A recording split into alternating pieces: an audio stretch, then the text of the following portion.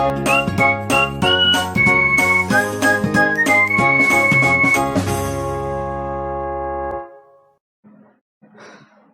everyone, welcome to my channel Midco Prime Education.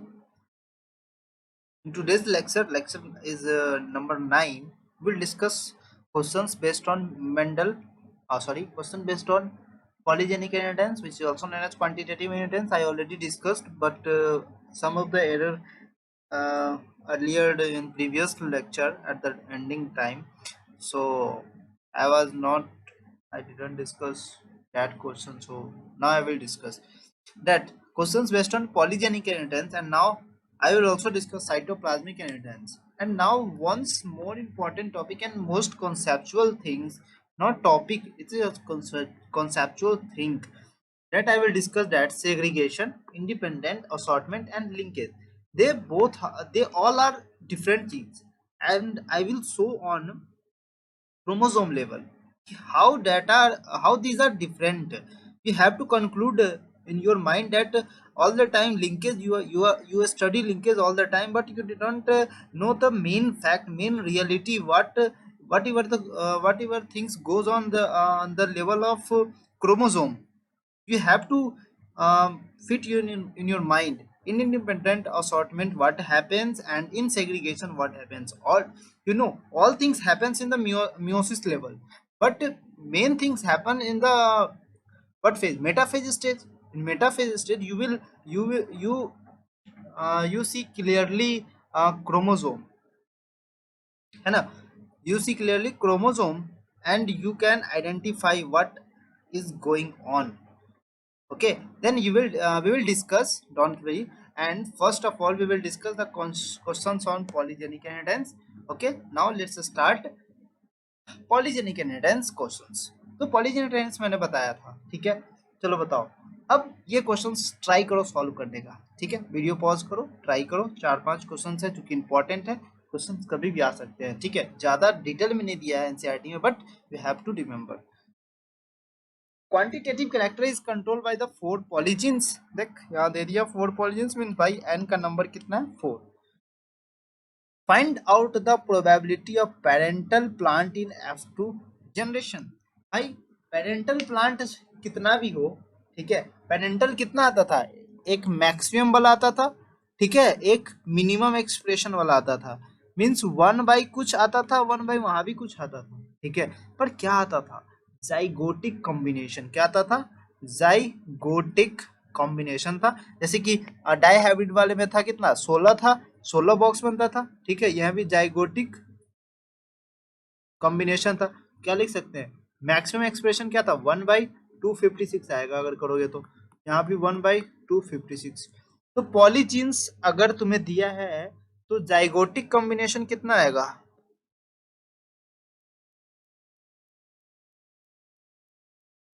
Zygotic combination कितना आएगा, 4 की power n means 4 की power 4 means 256. ओ वाह, दिस इज ग्रेट, 256. तो पेरेंटल प्लांट का जो ये पेरेंटल प्लांट का जो प्रोबेबिलिटी कितना आ जाएगा, 2/256, क्योंकि 2 पेरेंट है ना, ठीक है. चलो, in F2 generation of the quantitative character 17 phenotypic categories are obtained. 17 phenotypic categories obtained हो रहा है, जिसमें this character is controlled by how many polygens पूछ रहा है. This character is controlled by how many polygens, and basically you have to find the number of polygens. Means 17 phenotype categories है, means type of phenotype. What is the formula of type of phenotype, 2n plus 1. Okay, then 17 is equal to 2n plus 1, means what, 16 is equal to 2n, and n is equal to 8. This is so simple. Hence n is equal to polygens. Okay, polygens is 8 answer. Have you understood? Okay. This formula is valid only for quantitative inheritance, must remember. Now a plant is heterozygous for A and B allele have 200 centimeter height, while the minimum height of the plant is 120. Then find out the contribution of the each dominant allele. What is the contribution? Formula for contribution say formula maximum expression minus minimum expression. I was giving the example, but some of the error happened, so I didn't give them. So now I am going to discuss. Listen, just a plant is homozygous for A and B allele means capital A, capital B, capital B, right? This is the maximum expression, and this is the maximum expression. What is the height here? 200 centimeter maximum height, and here the minimum height happens when the recessive condition occur.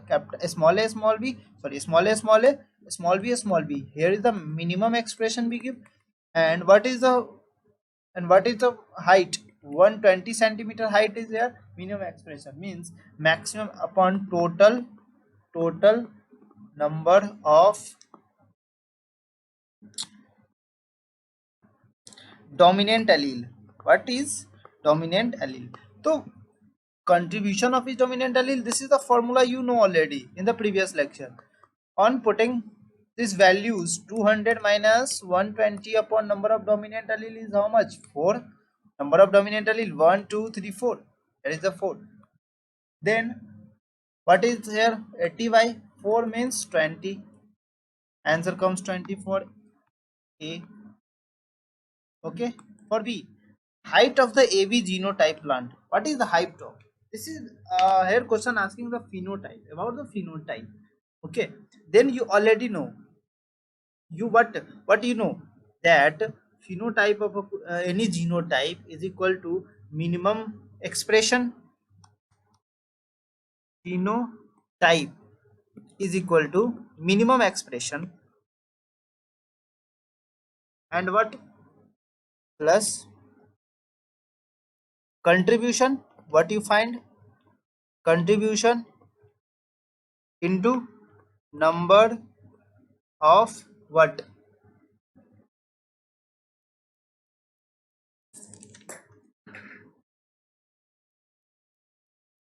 Number of dominant allele in that genotype. Mostly देखो, mostly student क्या करते हैं, number of dominant allele. तो तुम्हें क्या बोल रहा है, कैपिटल ए, स्मॉल बी, तो इसमें तुम्हारा डोमिनेंट एलील कितना है? एक है ना भाई, ठीक है, ये डोमिनेंट एलील है। इसमें नहीं देखना, इसमें नहीं देखना, ठीक है, इसमें देखना जो फिनोटाइप, जिस जीनोटाइप का फिनोटाइप के बारे में बात कर रहा है उसके बारे में देखना, ठीक है। तो ये कितना था? 120, ठीक है, 120 था, प्लस कंट्रीब्यूशन कितना आया था? 20 लिख दो। Number of dominant allele 1, on solving we get 40 answer. So this type of question I was discuss in previous lecture, but we didn't discuss. So now this the clear of that formula that I have discussed earlier lecture. I have discussed the formula, these two formula in previous lecture, and here is the question based on it. So you have to practice. Now a plant with genotype capital T small t. Now this is the most important question and most conceptual questions also. If you able to solve, then you will mastermind on that topic, on that formula, two formula that I have discussed. Now a plant with a genotype capital T small t, capital R small r, capital G small g produce a fruit with weight 300 gram while minimum weight of the fruit is 210 gram. देखो यहाँ दे रहा है produce a weight of 300 gram, produce a weight, but here is not discussed that it is the maximum. But you know na, 300 is always 300 is greater than 210, so you have to fit in mind that is the capital T small t, capital R small r, capital G small g here produce 300 gram. So what is the, देखो ये maximum तो नहीं है, ये maximum नहीं ना, but कुछ नहीं दिया है तो इसको क्या बोलेंगे? मैक्सिमम इसी को बोलेंगे क्योंकि 300 ग्राम है। और small t small r small g, but minimum weight of the fruit दिया। मिनिमम वेट मतलब रेसेसिव वाला जो होगा, ठीक है, जो रेसेसिव वाला होगा, रेसेसिव वाले का कितना हो जाएगा? 210, ठीक है। तो सबसे पहला कंट्रीब्यूशन कंट्रीब्यूशन फाइंड करो, maximum minus minimum upon number of dominant allele. Find करो डोमिनेंट एलील 1 2 और 3, इसमें मत देख जाना भाई, ठीक है, डोमिनेंट एलील का नंबर देखना है, ठीक है। तो 3 upon 90/3 is equal to 30 answer. Second question, maximum weight of the fruit, what is the maximum weight of the fruit? If we ask maximum weight, don't say maximum weight 30. Here is according to question we can take the maximum expression 300, but we have to find how. Maximum weight comes when the capital T, capital R, small r, capital G, capital G. Here see, all are the case, all are the game of what? All are the game of dominant allele. If we change the dominant allele, then question may vary. So 210 is the maximum weight, okay, sorry, minimum, plus now what is the contribution we find? 330 into how much dominant allele? Here is the 6 dominant allele, okay, then we multiply by 6 and we get 390. And third question is that what weight of the fruit?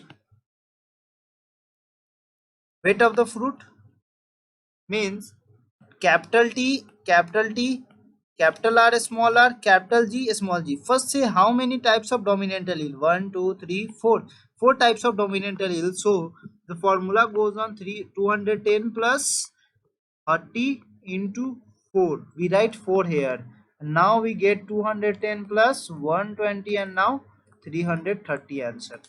So listen, here is the 4 dominant allele and here is the 6 dominant allele. So the our maximum weight may be vary according to dominant allele, but here is the maximum weight is 300 gram according to this type of genotype. Understand? Here is the 300 gram according to this type of genotype, but we have to find the maximum contribution. We have to find the contribution, so we take the 300 gram from this type of genotype. Understand what I am telling? That we have to find contribution first. After that, we can find the maximum weight of any genotype, and either we can find the phenotypic character, phenotype of any genotype. We firstly we have to find contribution. After that, we will find the phenotype. Understand what can I tell? What can I tell from that question? Have you understand? I think understand is very clear. Okay, just copy and write and make practice these two questions. You will be more confident. Okay, now cytoplasmic inheritance.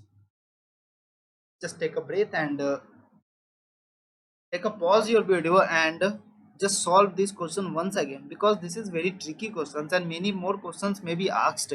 If we say capital T, small t, capital T, sorry, capital G, capital R, capital R, if this phenotype is given, then what you have to first find?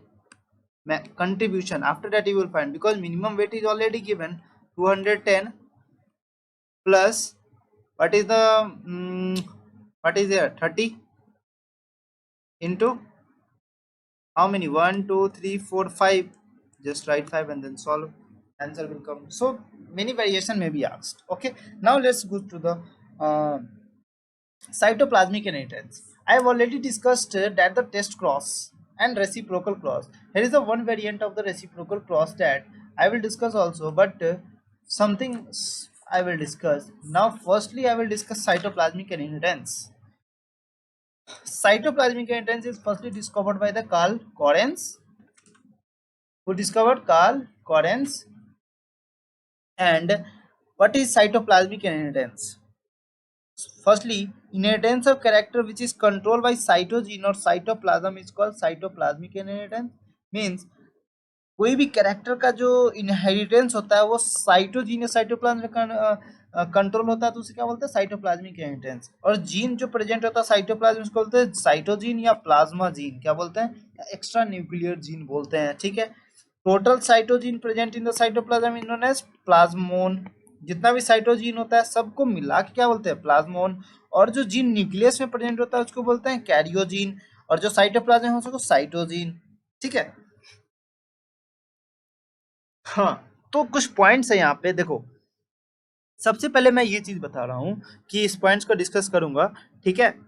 सबसे पहले ये चीज देखो कि जो भी बताया कि zygote receive most of the cytoplasm from the female gametes. जो जाइगोट होता है मोस्टली साइटोप्लाज्म कहाँ से होता है, फीमेल गैमिट का। जो देखो ये है ओवम और ये है स्पर्म।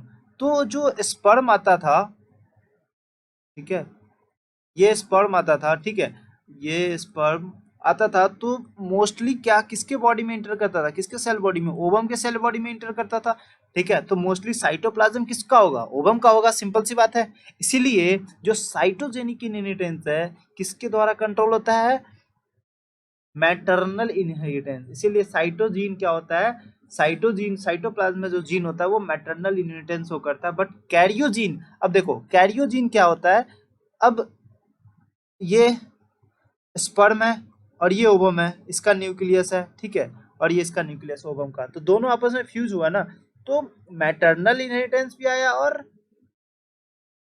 फादर का इनहेरिटेंस भी आया, पैटर्नल इनहेरिटेंस आया। मीन इसको क्या बोल सकते हैं, बाई पैटर्नल इनहेरिटेंस। क्या बोल सकते हैं, बाई पैटर्नल इनहेरिटेंस। तो यहाँ पे कैरियोजीन जो होता है भाई साहब, यहाँ पे लिख सकते हैं सो बाई पेरेंटल इनहेरिटेंस, ठीक है। और साइटोजीन क्या है, so uniparental, most confidently we can say maternal inheritance. Understand what is the difference between cytogene and karyogene. तो कैरियोजीन भाई साहब इतना समझो ना कि तुम्हें पता है ना फर्टिलाइजेशन कैसे होता है, ठीक है। तो फर्टिलाइजेशन कैसे होता है, जो मोस्टली जो साइटोप्लाज्म होता है वो कहाँ से आता है, ओवम से आता है, ठीक है। तो जो मोस्टली साइटोप्लाज्म का कंटेंट किसका होगा, मदर का होगा। इसीलिए मदर जो होता है मैटरनल, इसीलिए मदर का जो साइटोप्लाज्म होता है वो शो करता है साइटोप्लाज्मिक इनहेरिटेंस में, ठीक है। So, cytoplasmic inheritance always give maternal effect in the offspring, but maternal effect in the offspring is not due to cytoplasmic inheritance. अब जितना भी maternal effect ही आता है वो cytoplasmic inheritance के कारण नहीं आता, but जो भी cytoplasmic inheritance होते हैं वो maternal effect के कारण ही आता है offspring में, ठीक है। Due to reciprocal cross, results gets deviated if the gene is present on cytoplasm. अब reciprocal cross में क्या आता था कि अगर रिजल्ट कैसे से डेविएट होता था, अगर जीन कहाँ प्रेजेंट है, साइटोप्लाज्म में, सिंपल सी बात है ना भाई, साइटोप्लाज्म में डिफरेंट है। मान लो एक क्रॉस में करा रहा हूँ, क्रॉस में पहले बता चुका हूँ, जैसे कि मेल है और फीमेल है, ठीक है, यहाँ पे मेल, सॉरी फीमेल, और यहाँ पे मेल, ठीक है। एक बार मैं इसे लेता हूँ टॉल और इस बार लेता हूँ ड्वार्फ, ठीक है। इसको एक बार लेता हूँ ड्वार्फ, इसको एक बार लेता हूँ टॉल। इसको कराने के बाद फिर भी टॉल ही आया सब, ठीक है, पता था ना सब ऑल आर टॉल, दोनों केस में टॉल आया भाई साहब। एक का देखो, एक बार फीमेल को ड्वार्फ लिया, एक बार मेल को ड्वार्फ लिया, तो सेक्स को चेंज कर दिया फिर भी टॉल आया। मींस ये जो मैं स्टडी कर रहा हूँ ये किसका स्टडी कर रहा हूँ, ये न्यूक्लियस में, मींस जो जीन न्यूक्लियस में प्रेजेंट है वो मैं स्टडी कर रहा हूँ यहाँ पे, ठीक है। जो जीन न्यूक्लियस में प्रेजेंट है वो स्टडी कर रहा हूँ यहाँ पे, इसीलिए ये जीनोटाइप सेम आ रहा है, ठीक है। अगर ये चीज मैं साइटोप्लाज्म में बोल देता है कि ये साइटोप्लाज्म में है और ये भी साइटोप्लाज्म का साइटोजीन है, तो ये चीज डिफरेंट आता, ठीक है। तो ये चीज मैं यहाँ पे कहना चाहता हूँ। Have you understood now. तो inheritance of cytogene in organism occurs through the female because the female gametes has karyoplasm, simultaneously it has cytogene because it has more cytoplasm, okay। how more, क्योंकि ये ovum था और ये sperm fertilise करता है, तो mostly क्या होता है ओवम का ही, तो साइटोजीन ओवम का ही वो होता है ना। आई बात समझ में कैसे अप्रोच करना है। देखो male gamete in higher plants is called male nucleus, it is very minute equivalent to nil in cytoplasm, so the male gamete only inherited karyotype, so male gametes only inheritance as a karyogene, thus inheritance of cytogene occurs only through female, inheritance of cytogene occurs only through female, also known as maternal inheritance। there is a reciprocal cross, अगर reciprocal cross की इस condition में reciprocal cross हुआ तो result भी क्या affect हो सकता है, इस केस में क्या होता है रिजल्ट अफेक्ट होता है। Main cytoplasmic intense involving essential organs, अब कौन कौन से ऑर्गन्स में होते हैं, cytoplasm, mitochondria are the organelle inheritance. इसीलिए इसको ऑर्गेनल इनहेरिटेंस भी बोला जा सकता है। समझ में आई बात? कैसे होता है देखो, साइटोजीन जो होता है ये कहाँ प्रेजेंट होता है? एक्स्ट्रा न्यूक्लियर जीन इसको बोलते हैं, साइटोप्लाज्म साइटोजीन बोलते हैं, ठीक है। तो इसका स्टडी करते हैं, ये किस में? प्लास्टिड और माइटोकॉन्ड्रिया में। इसका एग्जांपल याद रखना है कि कौन सा एग्जांपल है इसका? पहला एग्जांपल तो ये है कि लीफ या ब्रांच कलर इन मिराबिलिस जलापा। ओके, दूसरा एग्जांपल ये है एल्बनिज्म इन मेज। तीसरा एग्जांपल है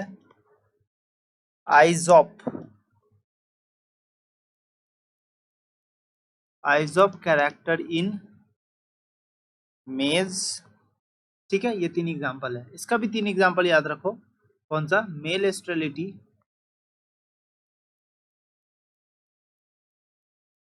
इन मेज, सब मेज ही है, ठीक है। दूसरा एग्जांपल है petite form of yeast, petite form of yeast and poky form of Neurospora. क्या है?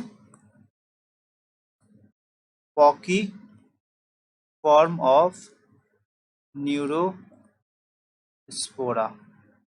Okay, just you have to remember this example. This is the most important question, may be asked in very important question here. 5-star marks may be asked in the examination.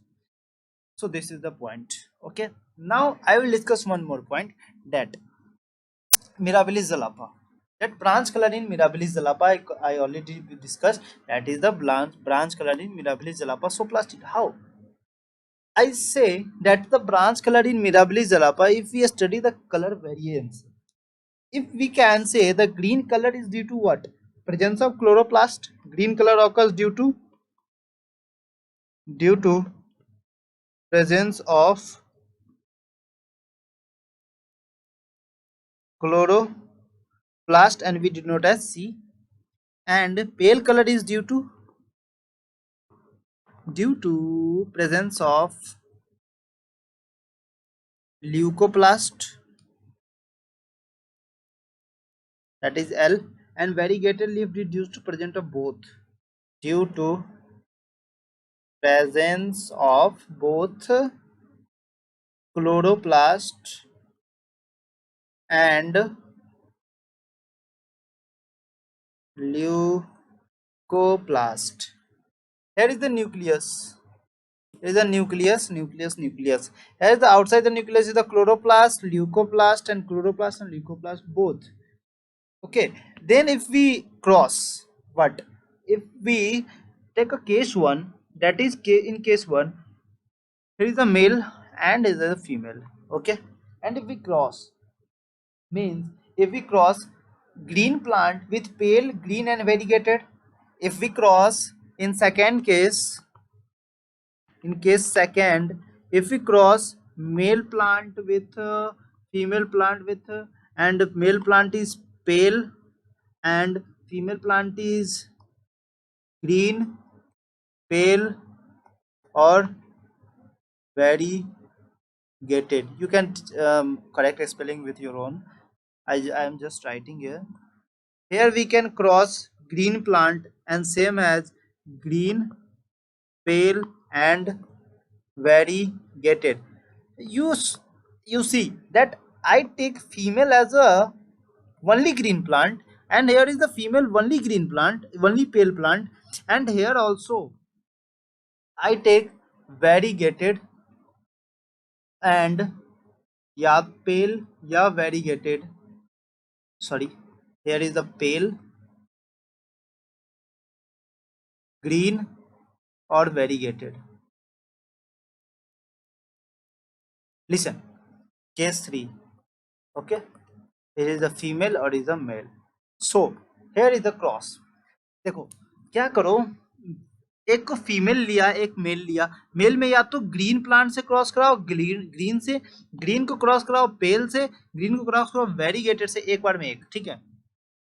तो आएगा तो यहाँ green ही, क्योंकि cytoplasm में क्या है, chloroplast है, और कौन सा कैरेक्टर क्लोरोप्लास्ट है, तो कौन सा कलर आएगा, ग्रीन कलर आएगा। साइटोप्लाज्म में क्या है, ल्यूकोप्लास्ट, तो कौन सा कैरेक्टर आएगा, पेल ही आएगा, क्योंकि फीमेल में क्या है, पेल ही आ रहा है ना, पेल।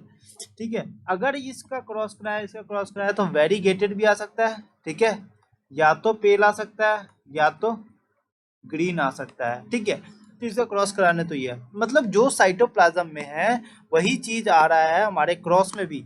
ठीक है, तो ये चीज इसको लिख लेना, ये एग्जाम्पल के जैसा है। ठीक है, जैसा फीमेल का फिनोटाइप है वैसा ही प्रोजेनी में आ रहा है। ठीक है, तो यहां से यही कंक्लूजन निकला कि जैसा जैसा फीमेल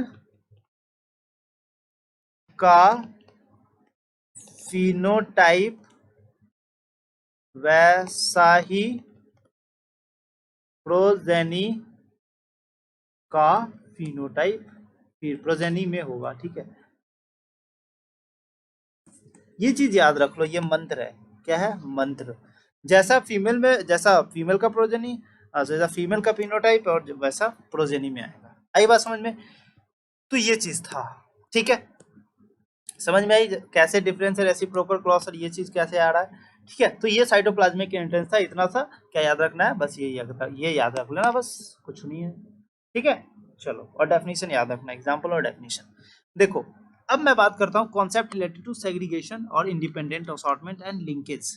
ठीक है, तो देखो, सेग्रीगेशन, सबसे पहले सेग्रीगेशन का डेफिनेशन क्या था, separation of homologous chromosome during meiosis. Non disjunction का मतलब क्या था, any mistake during the separation, उसको क्या बोलते हैं, non disjunction of chromosome is called non disjunction. ये क्रोमोसोम और ये क्रोमोसोम, इसके बीच का सेपरेशन अगर नहीं हुआ तो बोलते हैं इसको नॉन डिसजंक्शन।